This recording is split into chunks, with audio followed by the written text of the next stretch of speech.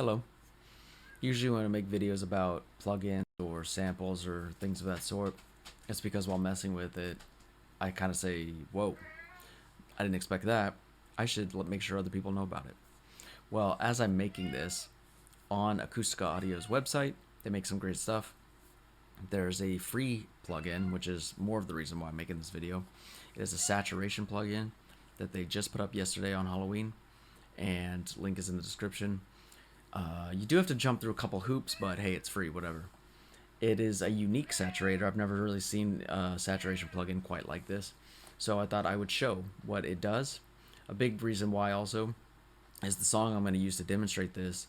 I was just about wrapped up with it, but then plugin I got through Plugin Alliance is not reading the activation, the license for it, after the trial ran out, even though I have since bought a license. So while I'm waiting for support to get back to me, I thought I would see if this does anything for me. So let's take a quick look at the features. So some of the most basic ones: input, output, your mix knob, your drive knob. It has a resize for the GUI, but as you see, it doesn't do anything. If I change it and then open a new instance of the plugin, it will be changed. A little odd, but it's not a big deal. I don't really mess with that anyway. And then you have oversampling, which is cool. A lot of plugins doing that nowadays. So some of the more unique features: it has two shelves, essentially, two bands. You have a low shelf and high.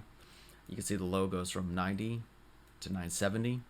It's kind of interesting to me because also the high shelf goes down to 585 and up to 7.5 kilohertz. So you're getting into like mids here. So you're affecting essentially everything below that frequency with the shelf, but it's kind of cool to be able to have such a range. You have pre-saturation for both low and high, and post-saturation for both low and high. There's not too much in the manual that explains that. I don't really know what it means, honestly. So if you do, that's great. The manual is a little vague. For example, there's this mode here. It does not say what this does. It just leaves it out entirely somehow. But you do have these different emulations to choose from. It also doesn't say what these are emulating. But you do have 4 different characters, 4 different flavors of saturation. Some of the even more unique things, I think, are you have this shape knob, which, as you can see, messes with this graph. So from the small side, you're looking at more subtle stuff, and the more you go to the large side, the more intense the saturation gets. It looks like almost it's just essentially applying the saturation to a shorter like section, and so all that saturation getting bunched up, it's more intense or something. But it's pretty cool, and it does make a big difference, which we'll see. And then there's a spectrograph looking thing here, which shows the level of your signal, but then from the top it shows the red spikes coming down to show like the level of reduction and saturation that are happening, which we will also see. And then finally, you have your left right, so obviously just stereo. You can listen to mid on its own, side on its own, or delta, which is, if you don't know, you're only listening to what is being changed. So it's just a quiet section, but it's only what the plugin is actually changing. So I have a song here that, like I said, is just about wrapped up.